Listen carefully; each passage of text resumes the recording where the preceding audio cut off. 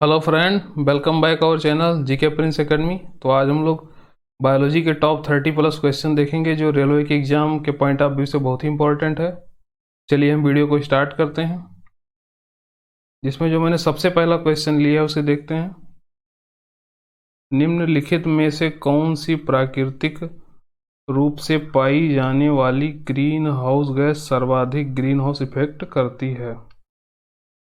तो इसमें जो ऑप्शन आपका होगा वो फर्स्ट ऑप्शन हो जाएगा CO2। CO2 का कंट्रीब्यूशन ग्रीन हाउस गैस में सबसे ज़्यादा होता है। इसके बाद जो आता है वो मीथेन आता है। चलिए मैं ऑर्डर आपको बताता हूँ कि सबसे पहले जो कंट्रीब्यूशन आता है CO2 का होता है, इसके बाद फिर होता है मीथेन, इसके बाद जो होता है CFC होता है, क्लोरोफ्लोरोकार्बन, CFC क्लोरोफ्लोरोकार्बन। इसके बाद जो आता है N2O आता है।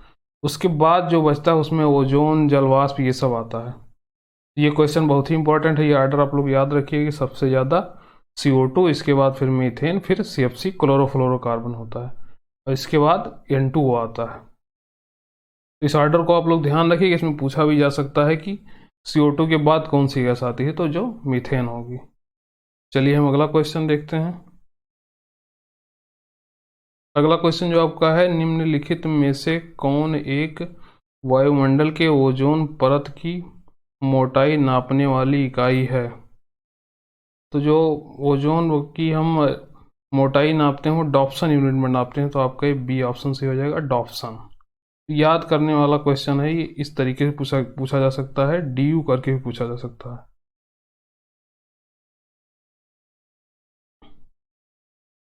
चलिए हम अगला क्वेश्चन देखते हैं।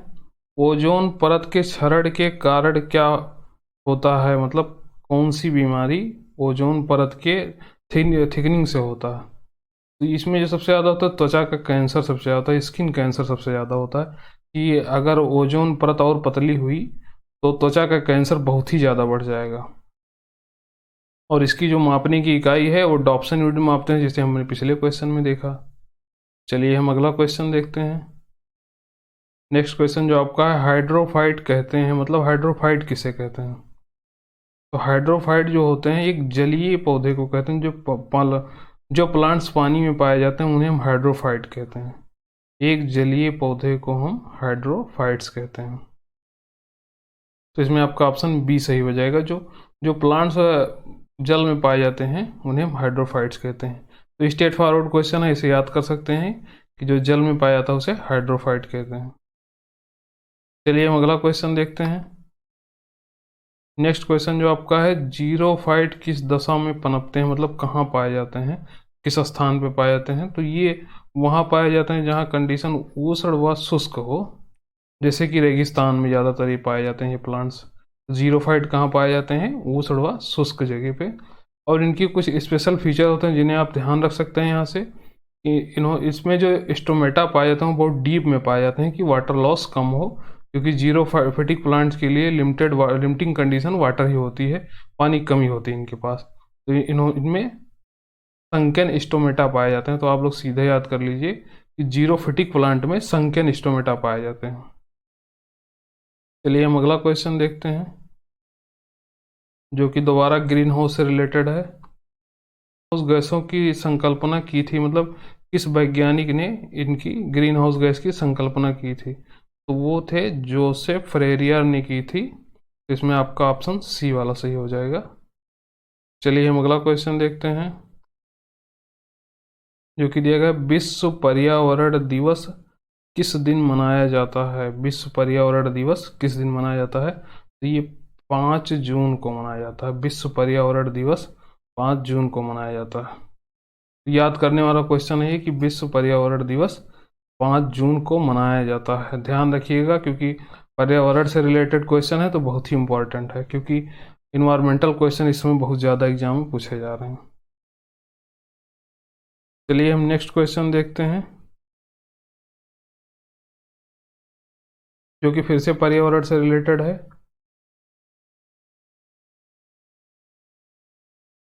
प्रथम विश्व पर्यावरण दिवस किस वर्ष में मनाया गया था? सबसे पहला पर्यावरण दिवस किस वर्ष में मनाया गया था?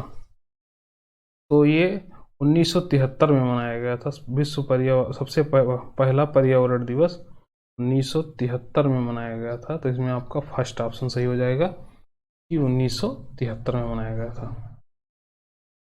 चलिए हम अगला क्वेश्चन देखते हैं। चिपको आंदोलन मूल रूप से किसके विरुद्ध किया गया था? तो चिपको आंदोलन जो था ये वन कटाई को लेकर किया गया था कि जब पेड़ काटने लोग जाते थे तो लोग पेड़ को पकड़ लिपट जाते थे पकड़कर और उसे काटने नहीं देते थे, तो इसीलिए इसका नाम चिपको आंदोलन पड़ा। तो ये वन कटाई से रिलेटेड है, तो आपका ऑप्शन इसमें सी सही हो जाएगा। चलिए हम अगला क्वेश्चन देखते हैं।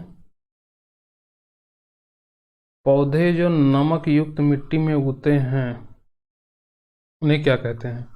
तो जो नमक वाली जगह पर जो प्लांट पाए जाते हैं उन्हें हैलोफाइट्स कहते हैं, हैलोफाइट कहते हैं। जो कम पानी वाली जगह पाए जाते हैं उसे हम जीरोफाइट कहते हैं। फर्स्ट वाला ऑप्शन जो आपका दिया गया है वो जीरोफाइट दिया गया है। जहाँ पानी की कमी है वहाँ जो प्लांट्स पाए जाते हैं उन्हें हम जीरोफाइट कहते हैं। हाइड्रोफाइट्स वो होते हैं जो जल में ही पाए जाते हैं। तो ये ऑप्शन देख लीजिए आप, जो कि जीरोफाइट है जहाँ पानी की कमी होती है।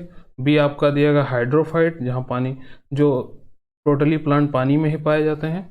और सी आपका जो दिया गया हैलोफाइट जो नमक युक्त जगह पर पाए जाते हैं। तीनों आप लोग यहाँ से क्लियर कर लीजिए क्योंकि इंपॉर्टेंट क्वेश्चन है, देख लीजिए 2-3 बार हम ही करा चुके हैं। चलिए हम अगला क्वेश्चन देखते हैं। निम्नलिखित में से क्या भारत में बाघों की आबादी के लिए खतरा नहीं है? चलिए हम ऑप्शन देखते हैं। तो इसमें आपका जो ऑप्शन है सी वाला सही होगा कि वन्यजीव गलियारों का संयोजन, क्योंकि जब ये बनेगा तो उससे बाघों की आबादी और बढ़ेगी क्योंकि उनका प्रोटेक्शन बढ़ जाएगा। तो आपका सी ऑप्शन सही हो जाएगा, बाकी सभी से नुकसान ही होगा। चलिए हम अगला क्वेश्चन देखते हैं। इकोटोन का अर्थ क्या होता है? चलिए इस क्वेश्चन को हम समझते हैं कि इकोटोन क्या होता है। तो इकोटोन ये होता है कि एक बायोम ये है, ये हो गया फर्स्ट बायोम,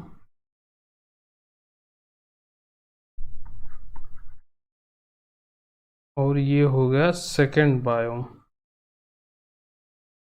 ये हो गया सेकंड बायोम। और जो ये ओवरलैप्ड एरिया है, ओवरलैप्ड एरिया जो है इसे हम इकोटोन कहते हैं, इकोटोन। तो आप लोग सही से समझ लिए कि इकोटोन क्या है। तो इसमें आपका जो ऑप्शन सही होगा यहाँ, वो फर्स्ट ऑप्शन सही होगा। इकोटोन वो है जहाँ दो बायोम मिलते हैं, दो बायोम मिलते हैं। तो फर्स्ट ऑप्शन आपका सही होगा। बहुत अच्छे से समझ लीजिए इकोटोन कैसे बनता है। दो बायोम जहाँ ओवरलैप करते हैं वहीं इकोटोन का फॉर्मेशन होता है। और जो यहाँ स्पीसीज पाई जाती है उसे इकोटोन स्पीसीज कहते हैं। तो 2-3 क्वेश्चन यहाँ से आप लोग कवर कर सकते हैं कि बायोम क्या है और इकोटोन क्या है। चलिए हम अगला क्वेश्चन देखते हैं। नेक्स्ट क्वेश्चन जो हमारा है, रेड डाटा बुक का प्रकाशन किसके द्वारा किया जाता है? यहाँ एड लिख गया है, इसे रेड होना चाहिए, रेड डाटा बुक है। तो रेड डाटा बुक का जो फॉर्मेशन किया गया है वो IUCN के द्वारा किया गया है, IUCN के द्वारा किया, IUCN के द्वारा किया गया है। इसमें उन स्पीसीज को रखा गया है जो भविष्य में गायब होने वाली हैं, विलुप्त होने वाली हैं, जो वल्नरेबल हैं, उन्हें IUCN बुक में रखा गया है, रेड डाटा बुक में। चलिए हम अगला क्वेश्चन देखते हैं। नेक्स्ट क्वेश्चन जो हमारा है, लुप्त प्राय या दुर्लभ प्रजातियों की सुरक्षा एवं संरक्षण के लिए उन्हें उनके प्राकृतिक निवास से किसी दूसरे व्यवस्था क्षेत्रों में ले जाने को कहा जाता है।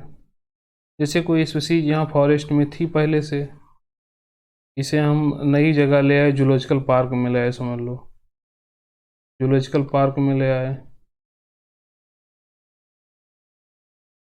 तो उसको जब हम स्पीसीज को जब हम नेचुरल हैबिटाट से उठा के किसी मैन मेड जगह पे लाते हैं उसको उसका संरक्षण करने के लिए, तो ये जो होता है इसे एक्स सीटू संरक्षण कहते हैं हम, कि उसके नेचुरल हैबिटाट से हम उठाकर उसको उस जगह लाए जहां हम फेवरेबल कंडीशन दे सकते हैं, जैसे कि जूलॉजिकल पार्क वगैरह है। जू में जनरली ऐसा किया जाता है कि उसे हम नेचुरल हैबिटाट से ले, जैसे बाघ को हम नेचुरल हैबिटाट से लाके यहाँ जूलॉजिकल पार्क में रखते हैं उसके कंजर्वेशन के लिए, तो जो ये संरक्षण होता है इसे हम एक्स सीटू कहते हैं। और अगर हम बाघ को यहीं जंगल में ही प्रोटेक्ट कर दें तो ये हो जाता है इन सीटू। अगर हम जंगल को ही प्रोटेक्ट कर दें तो ये हो जाता है इन सीटू। ये इन सीटू हो जाता है। अगर हम इसको ले जाके यहाँ जूलॉजिकल पार्क में शिफ्ट करते हैं तो ये हो जाता है आपका एक्स सीटू। तो याद कर लीजिए एक्स सीटू और इन सीटू क्या है। अगर हम वहीं उसको प्रोटेक्ट कर दें तो वो इन सीटू हो जाता है। अगर उसके हम नेचुरल हैबिटाट से उठा के लेके आए मैन मेड जैसे कि जूलॉजिकल पार्क में लाके कंजर्व करते हैं तो इस तरीके का जो संरक्षण होता है वो एक्स सीटू होता है। चलिए हम अगला क्वेश्चन देखते हैं।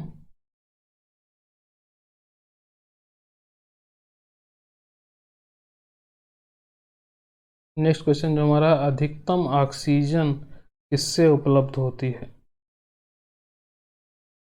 तो जो फर्स्ट ऑप्शन दिया गया है ये फाइटोप्लैंक्टन दिया गया है, पादप प्लवक पुंज, जिसे हम अंग्रेजी में फाइटोप्लैंक्टन कहते हैं। इसी के द्वारा सबसे ज़्यादा ऑक्सीजन जनरेट होती है, उत्पन्न होती है।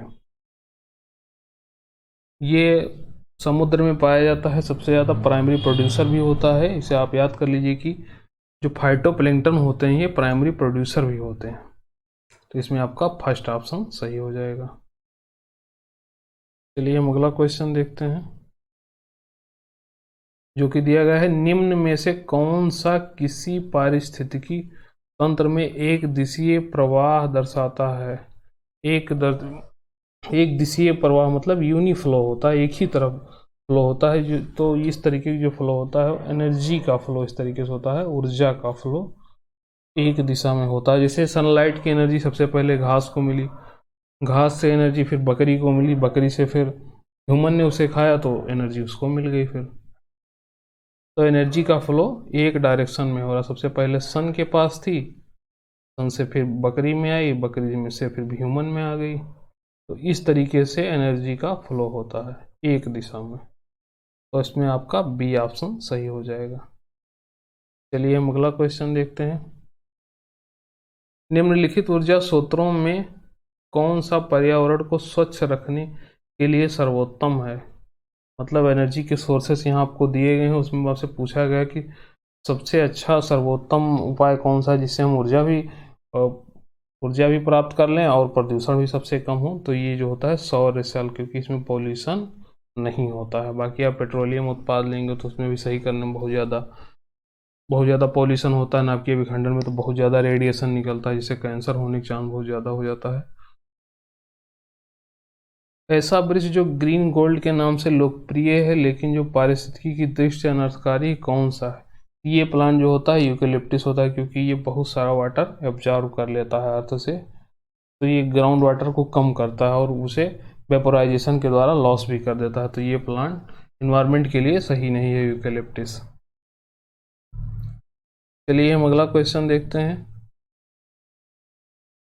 नेक्स्ट क्वेश्चन जो हमारा है, निम्नलिखित वृक्षों में कौन पारिस्थितिकी मित्र नहीं है? मतलब पारिस्थितिकी का मित्र कौन सा नहीं? तो इसमें यूकेलिप्टिस हो। पिछले क्वेश्चन की तरीके से ये भी है, इसमें बस लैंग्वेज चेंज की गई थोड़ा सा, बस आप लोग समझ जाइए। क्योंकि यूकेलिप्टिस जानते हैं बहुत सारा वाटर एब्जॉर्ब करता है जिसे वेपोराइजेशन के द्वारा लॉस कर देता है।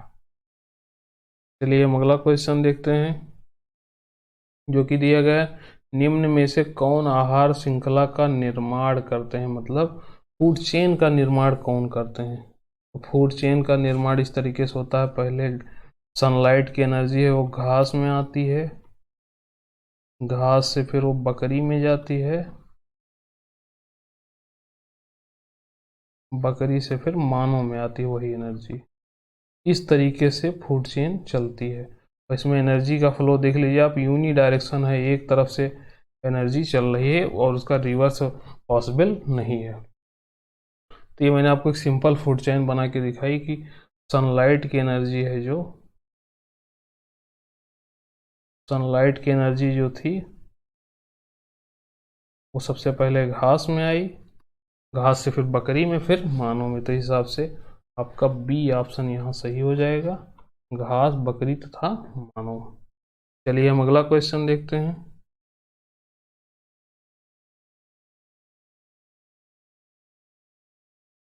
नेक्स्ट क्वेश्चन जो हमारा यहाँ है कि निम्नलिखित में से किस कार्य से पारिस्थितिकी संतुलन बिगड़ता है, मतलब पारिस्थितिकी संतुलन बिगड़ता है मतलब पर्यावरण को में बदलाव आता है किस कारण से। तो अगर हम लकड़ी ज़्यादा काटेंगे, पेड़ ज़्यादा काटेंगे तो उससे पर्यावरण असंतुलित हो जाएगा, क्योंकि CO2 का लेवल बढ़ता जाएगा और फिर ग्लोबल वार्मिंग जैसी कंडीशन आ जाएगी, ग्रीन हाउस इफेक्ट ज़्यादा होगा। तो लकड़ी काटना सबसे ज़्यादा पारिस्थितिकी को संतुलन बिगाड़ता है। तो इसमें आपका फर्स्ट ऑप्शन सही हो जाएगा। चलिए हम अगला क्वेश्चन देखते हैं। अगला क्वेश्चन जो हमारा है, भारत में पारिस्थितिकी असंतुलन का निम्नलिखित में से कौन सा एक प्रमुख कारण है। तो इसमें आपका जो होगा वो फर्स्ट होगा वनमूलन, जो कि डिफॉरेस्टेशन जिसे हम अंग्रेजी में कहते हैं, ये डिफॉरेस्टेशन ही मेन कारण है यहाँ पारिस्थितिकी असंतुलन का इंडिया में, क्योंकि बहुत सारे पेड़ काटे जा रहे हैं लकड़ी के लिए और चारागाह बनाने के लिए। बहुत सारे पेड़ इंडिया में काटे जा रहे हैं, तो यही एक मेन कारण है पारिस्थितिकी असंतुलन का। चलिए हम अगला क्वेश्चन देखते हैं। खाद्य श्रृंखला फूड चेन में मानव है, मानव कहाँ है फूड चेन में। तो एक निर्माता तो है नहीं, क्योंकि खाना बनाते तो ग्रीन प्लांट्स हैं। केवल प्राथमिक उपभोक्ता नहीं, केवल प्राथमिक भी नहीं होगा, केवल द्वितीय उपभोक्ता ये भी नहीं होगा। तो इसमें जो आपका ऑप्शन सही होगा डी वाला, कि प्राथमिक तथा द्वितीय उपभोक्ता। फूड चेन में मानव प्राइमरी कंज्यूमर या सेकेंडरी कंज्यूमर भी हो सकता है। चलिए हम अगला क्वेश्चन देखते हैं। नेक्स्ट क्वेश्चन हमारा, जब हम बकरी या भेड़ का मांस खाते हैं तब हम क्या कहलाते हैं। तो ये इसको चलिए हम लोग देखते हैं, फूड चेन बना के देखते हैं इसको। सबसे पहले घास होती है, घास को बकरी खाती है,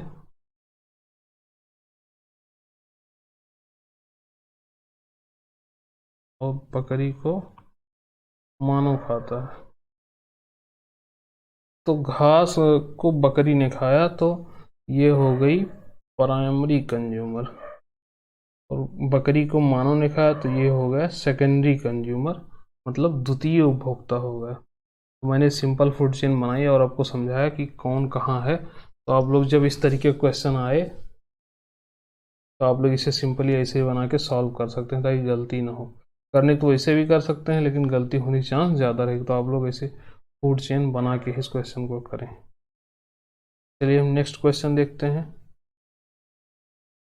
नेक्स्ट क्वेश्चन जो हमारा है, फ्लोरा और फना का अर्थ है। फ्लोरा और फना का क्या अर्थ है। तो जो फ्लोरा होता है एक टेक्सॉन है, और फना भी एक टेक्सॉन है। फ्लोरा हमें मेनली प्लांट्स के बारे में बताता है, और फना एनिमल्स के बारे में बताता है। तो आप लोग यहाँ ऑप्शन डी सही हो जाएगा कि फ्लोरा है वो पौधों के बारे में, और फना जो है पशु के बारे में हमें बताता है। बेसिकली ये टेक्सॉन है, और फ्लोरा टेक्सॉन पौधों के बारे में, और फना टेक्सॉन पशुओं के बारे में हमें बताता है। चलिए हम अगला क्वेश्चन देखते हैं। निम्नलिखित में से कौन कृत्रिम पारिस्थितिकी तंत्र है। कृत्रिम मतलब मानव निर्मित कौन पारिस्थितिकी तंत्र है। तो जो मानव निर्मित होता है वो धान का खेत होता है, क्योंकि ये हम ही लगाते हैं। धान का खेत जो होता है कृत्रिम पारिस्थितिकी तंत्र है। बाकी वन है, झील है, तो ये हम लोगों ने बनाया नहीं, कि हमने जंगल को हमने बनाया, झील को हमने बनाया, घास का मैदान हमने बनाया। तो ये कृत्रिम पारिस्थितिकी तंत्र नहीं है। धान का खेत हमने बनाया तो वो कृत्रिम पारिस्थितिकी तंत्र है।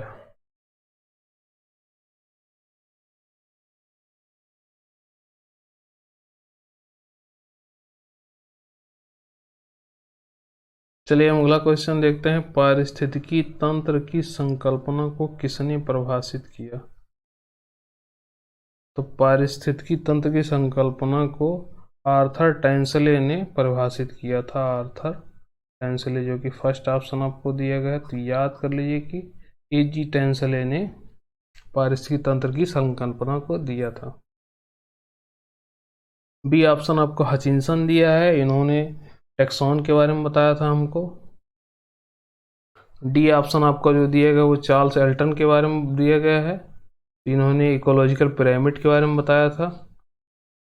और सी ऑप्शन जो आपका दिया है लिंडेमैन, इन्होंने 10% लॉ बताया था कि जब एक ट्रॉफिक लेवल से अगली ट्रॉफिक लेवल में एनर्जी का ट्रांसफ़र होता है तो केवल 10% होता है, 90% लॉस हो जाता है। तो लिंडेमैन ने ये हमको बताया था। चलिए हम अगला क्वेश्चन देखते हैं, जो कि दिया गया है पारिस्थितिकी तंत्र के दो घटक कौन से हैं। पारिस्थितिकी दो घटक जो हैं वो जैविक और अजैविक हैं। तो डी ऑप्शन यहाँ से होगा, जैविक और अजैविक दो पारिस्थितिकी तंत्र के घटक हैं। चलिए हम देखते हैं नेक्स्ट क्वेश्चन, जो कि दिया गया है पारिस्थितिकी निम्नलिखित के बीच पारस्परिक संबंधों का अध्ययन है। पारिस्थितिकी जो होता है जीव और वातावरण के बीच के अध्ययन को हम पारिस्थितिकी कहते हैं, कि एक ऑर्गेनिज्म का उसके इन्वायरमेंट के साथ क्या रिलेशन है, interaction between animals and environment, इसे हम पारिस्थितिकी कहते हैं। तो इसमें आपका फर्स्ट ऑप्शन सही हो जाएगा कि जीव और उसके वातावरण से क्या संबंध है। चलिए हम अगला क्वेश्चन देखते हैं।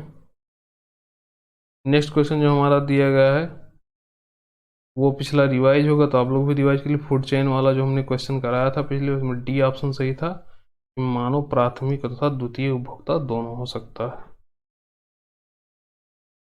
ये रहा ओवरऑल सेशन। Thank you.